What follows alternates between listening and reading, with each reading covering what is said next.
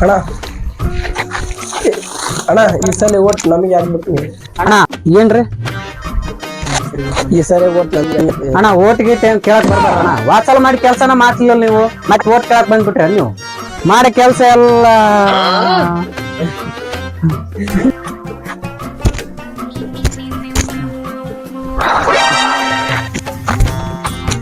ಮಾಡಿದ್ರೆ ಬಂತು ಮಾಡ್ಲಕ್ ಬಂತು ಈ ಸಲ ನಮ್ಮ ಮಲ್ಲನ್ ಗೌಡ್ರಿಗೆ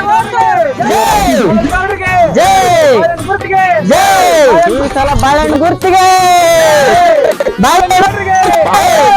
ಗುರ್ತಿಗೆ